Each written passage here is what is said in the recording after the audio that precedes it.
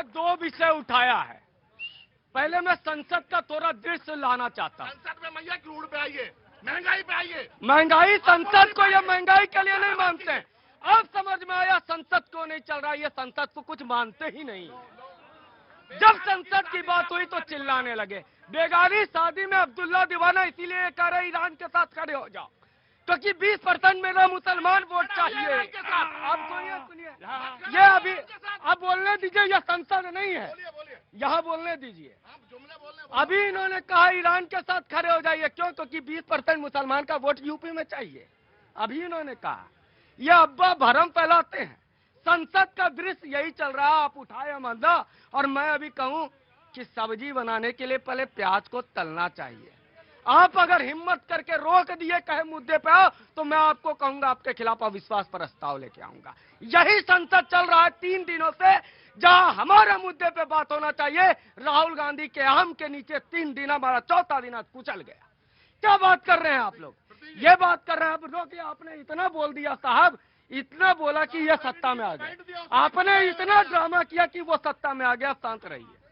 ये अब्बा फैला रहे हैं डीजल।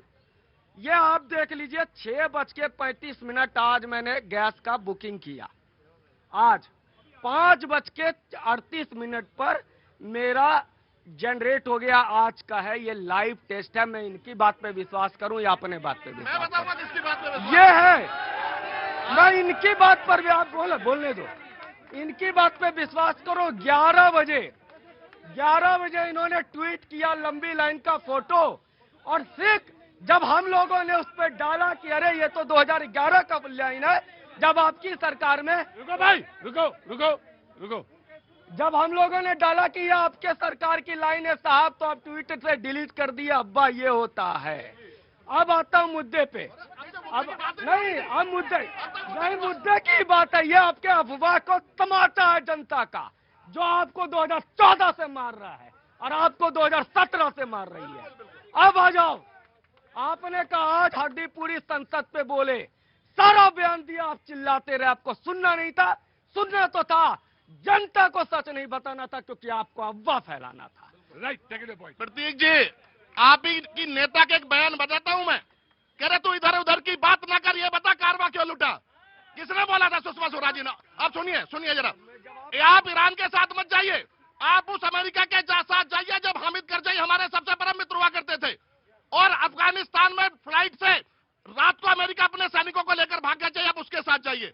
आप उस अमेरिका के साथ जाइए जहां केवल नेटो के एक साइन के लिए, जिसने यूक्रेन के पूरे देश को ध्वस्त कर दिया। सुनिए, पहले सुनने की क्षमता रखिए।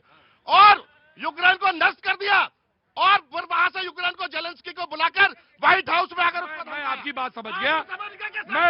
मैं ये जानना चाहता हूँ, मैं of course I will give you chance, मैं आपसे ये, of course I will give you chance. मैं जानना चाहता हूं कि जो भारत अभी सबसे दूर खड़ा है वो बेहतर है, या आपके हिसाब से ईरान के पास जाके उसके साथ खड़ा हो जाए, या अमेरिका के साथ जाए उसके साथ खड़े? I will give you later on, I will give you, no, पहले इनको मत ईरान के साथ जाइए, मत अमेरिका के साथ जाइए। इस देश के पब्लिक के इंटरेस्ट में और इस भारत के इंटरेस्ट के साथ जाइए, सबसे पहली बात। तो अब दूसरी बात, हाँ, नहीं, आप फिर आपने क्यों कहा कि स्टैंड बताइए? मैं स्टैंड बता रहा हूं, मैंने नहीं कहा। आप दोस्ती कीजिए खूब, मोदी सरकार और ट्रंप सरकार बनाइए, हमें इस बात से कोई मतलब नहीं है।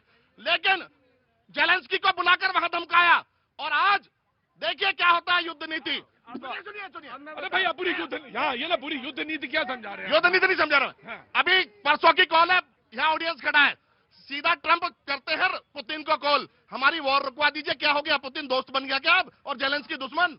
आप बता देते हैं। आप लोग सब न्यूज 18 इंडिया देखते रहिएगा। अभी कुछ देर में बाद मुंबई के पोर्ट पर उसी स्टेट ऑफ हॉर्मन्स से भारत का जहाज आ रहा है। ईरान के साथ आपने कहा दूरी बना ली, इजराइल के करीब आ गया। अभी कुछ घंटों में वो जहाज जो है वो उसने अपनी जो आइडेंटिफिकेशन थी वो बंद कर दी थी, वो आई है, वो इसलिए जहाज आया। नहीं, हाँ। ये भी अगर आइडेंटिफिकेशन अगर बंद भी कर देगा, वो मात्र 30 किलोमीटर का है साहब। जहाज को पकड़ना, थाई वाला मार दिया, लेकिन भारत वाला आ रहा है, और उसने कहा भी है 24 उस तरफ खड़े हैं। भाई आप ये बताइए, सीधे सीधे कहना क्या चाह रहे हैं आप बताइए, जनता खड़ी है, परेशान हो रही है। ना यही चाह रहे हैं कि ये चाहते थे कि ईरान के साथ खड़े हो जाए। हमने कहा कि हम बस ठीक है, ये लाइन आपकी बातें समझ में आ गई कि आप भैया महंगाई कुछ नहीं है। हाँ 50 रुपये पहले मिलता था, आज 500 रुपये मिल रहा है। कांग्रेस के जमाने में 50 रुपये मिलता था, आज 500 रुपये मिला। आमदनी बढ़ा हुआ है, ये ले अंधे को दिखता नहीं है। गुप्ता जी क्या हुआ? सब ठीक है। नहीं नहीं, बाल कटवा दिए। परिवार में बरसी था किसी हैं? बरसी था किसी के। क्या हो गया था? बरसी की। अच्छा अच्छा, कोई गुजर गया? हाँ खड़े रहो, आज बोलना नहीं है। हाँ खड़े, नहीं आज बोलना नहीं, आज नहीं बोलना, आज नहीं बोलना, आज नहीं बोलना। साहब का वो होर्डिंग हटवा के बिल देखिए, बात हो रही है सर कि अफवाह कौन फैला रहा है। अरे मैं तो कह रहा हूँ डबल इंजन की सरकार चल रही है देश के अधिकांश राज्यों में सर, और हम लोग तो अधिकांश लोग यहाँ पे राम भक्त भी हैं। अगर राम रसोई को स्थगित करना पड़ जाए अयोध्या में, तो सवाल खड़े होंगे अयोध्या में राम रसोई में खाना नहीं कल बना सर, गैस के कमी के कारण। हनुमानगढ़ी में लड्डू नहीं बन पा रहे हैं, वहाँ पे दुकानदार बोल रहे हैं। नहीं झूठ नहीं भाई, ANI का मैं तो एजेंसी का नाम। आपने तो बोल दिया ना, अब आप ये क्लियर करिए आके। आइए आइए, देखिए इतना झूठ यही इनका अफवाह है, यही ये लोग झूठ फैलाते हैं। यहाँ खड़े होके, मैं खुद अयोध्या का रहने वाला हूँ, इतना झूठ इन लोगों के दिमाग में है। अरे भगवान राम को तो ऐसे ठगे, कभी भगवान राम का अस्तित्व मानते नहीं थे, 22-22 वकील खड़े कर देते थे। और भारत का जिसमें जिसमें इंटरेस्ट है, इन विपक्ष के लोगों का और इन चम्मचों का, उसमें उसमें डिसइंटरेस्ट रहता है। जिसमें जिसमें भारत का इंटरेस्ट होगा, और ये जान लीजिए, राम को जिसने ठगा है और राम का जिसने अस्तित्व नकारा है, वो बर्बाद होते चले गए। आप बोलते रहे, इतना झूठ मत बोलो भाई, कुछ तो शर्म करो। मुझे इतना मालूम है, मैं आपसे एक ही सवाल जाना हूं, जो राम जन्मभूमि हो आया है, भगवान के दर्शन कराया है, वही प्रसाद पाया है और वही प्रसाद के लिए बोला। देखिए बड़ी चिंता आपको है, मुझे मालूम है, चिंता आपको है। हाँ जी, देखिए हम विकसित भारत आपको लगता है, आपको इतना लग रहा है कि इस देश में ये इतना संकट आ गया कि भगवान राम की रसोई नहीं बनेगी? ये संकट सर ANI ने कवर किया। मैं तो एजेंसी का नाम भी बता देता हूँ सर। एक चीज मैं बता दूं, रूस यूक्रेन के संकट के बाद। एक मिनट, क्या हो गया अंकल जी, क्या हो गया ये बेचारे को? गैस महंगा हो गया। गैस नहीं महंगा, वो चलो पीछे देखो। मैं एक चीज कह रहा हूँ, 2047 में भारत को विकसित भारत बनना है, वो प्रधानमंत्री जी का लक्ष्य है। कम से कम इस मामले में कुछ अच्छे मॉडल्स को की तरफ भी हम लोगों को ध्यान रखना चाहिए। जब रूस यूक्रेन की वार की स्थिति बनी, यूरोप के देशों में अनिवार्य कर दिया गया गैस के स्टॉक को रखने के लिए। 90 से 120 दिनों के लिए वहां पे गैस को भी स्टॉक किया जाता है, स्ट्रेटेजिक रिजर्व होता है। भारत में ऑयल के स्ट्रेटेजिक रिजर्व है, गैस के स्ट्रेटेजिक रिजर्व नहीं है यहाँ पे। तो ये स्थिति में कि हम लोग अगले बार गल्फ की संकट हो और हमारे रसोई में कोई संकट ना बने। जी ठीक है, मैं आपका, अरे मैंने बोलने का आगे बोल दिया। मैं जो जहां मुझे टोकना था वो मैंने टोक दिया। अब जी एक मिनट रुकिए, नाम क्या है सर आपका? मेरा सुखदेव नाम है। सुखदेव जी जी, इनसे मेरा एक सवाल है, बात चल रहा है युद्ध के बारे में, ये लेके आ गए राम मंदिर और राम भक्त के ऊपर। क्यों लेके आ गए? 120 करोड़ भारत देश में सनातन और देशभक्त राम भक्त रहते हैं यहाँ पे, ये बार बार सनातन धर्म के बारे में क्यों टिप्पणी करते हैं? मेरा सवाल है इनसे, क्यों करते जवाब? ये भी सनातनी है इसलिए किस बात सवाल सनातनी? आप मुझे बताओ, राम मंदिर में कितना योगदान दिया इन्होंने? कितना योगदान दिया राम मंदिर बनाने में? बताइए मुझे आप, ये गए थे कितना योगदान दिया इन्होंने? कितना योगदान दिया? अरे हल्ला ना मचा यार, गुस्सा ना मेरा यार। सवाल ये मुद्दा किसी और तुम तो कान में लिए लगाए हो, हमारे कान में चिल्ला रहे हो। हटा दिया। बोलिए बाबूजी, बोलिए। मैंने सिलेंडर कल बुक कराया था और आज सिलेंडर आ गया शाम को, और आज सिलेंडर आ गया। ये सब झूठी पार्टी है, जितने भी पक्षी पार्टी झूठ अफवाह फैला रही है। झूठ ना बोलो, बता दे रहे तुमसे। कल बुक कराया मेरा, आज आ गया है सिलेंडर। बात दिखाओ, घर में रखा है। हाँ। ये महंगाई का मुद्दा ये लोग उठा रहे हैं जो खुद महंगाई और भ्रष्टाचार के चलते आज सत्ता से बाहर बैठे हुए हैं।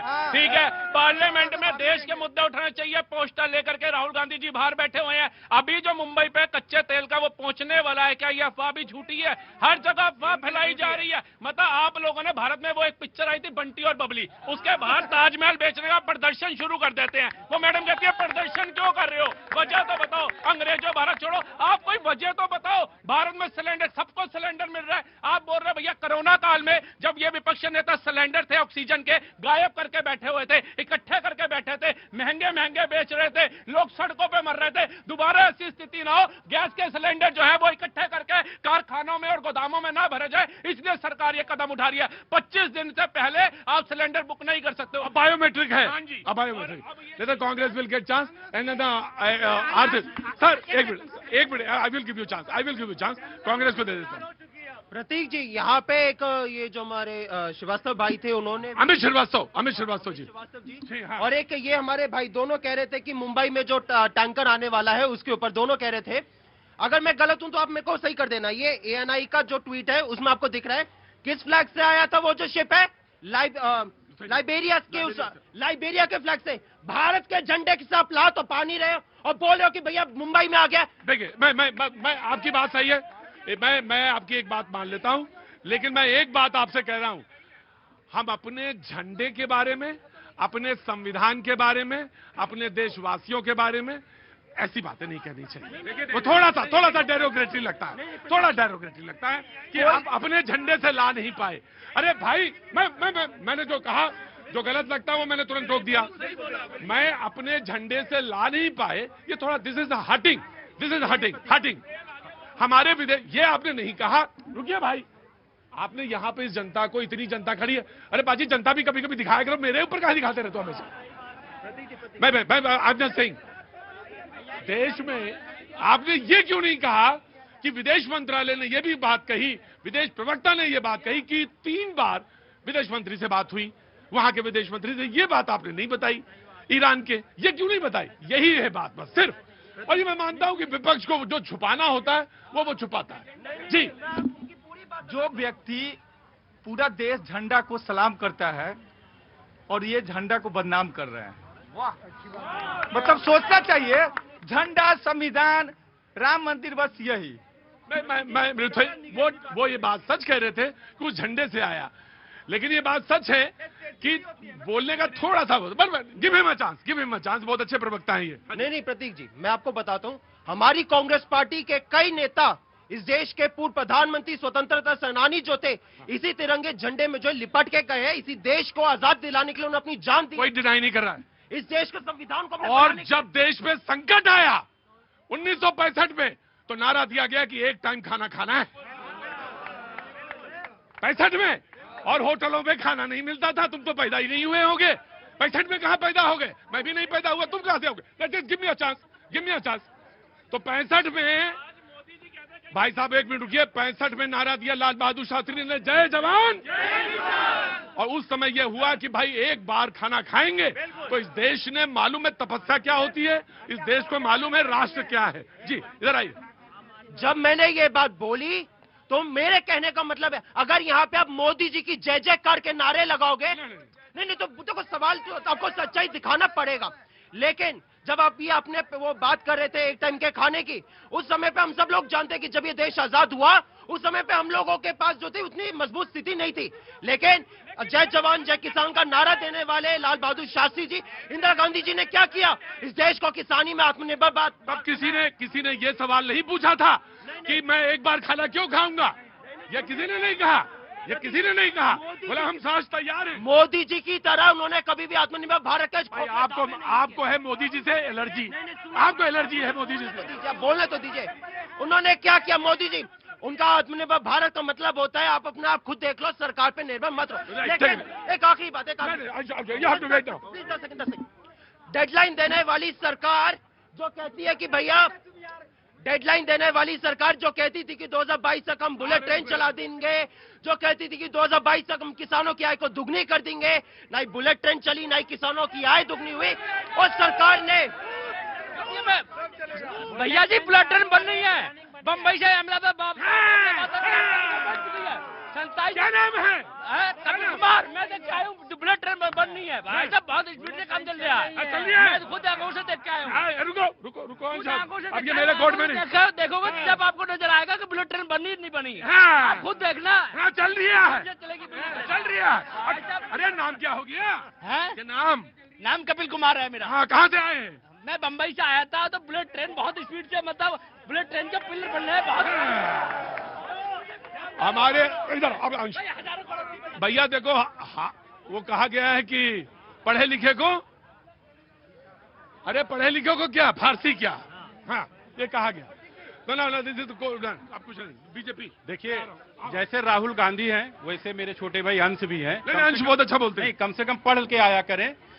देखिए जब जहाज चलता है मोदी जी की हैसियत देखिए, जो जहाज का मालिक होगा जो कंट्री उसी का झंडा लगा रहेगा।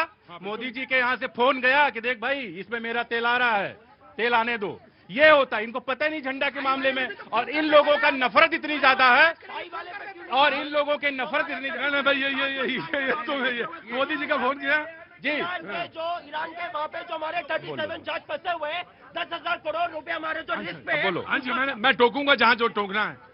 देखिए इतना ज्यादा बोल रहे हैं ना, अगर मैं बोलना शुरू करूंगा शायद ठीक नहीं होगा। आराम से। दूसरी चीज ये है कि जब बात करते हैं ना, इन्हीं लोगों की आदत की, अभी एआई समिट था ना, नंगे होके मतलब लतखोर बेशरम और नंगे होके भारत की किसी बदनामी किया। और उसके बाद राहुल गांधी अपने सम्मेलन में उस कुटिल मुस्कान के साथ कहते हैं मीर जाफर हंस रहा था।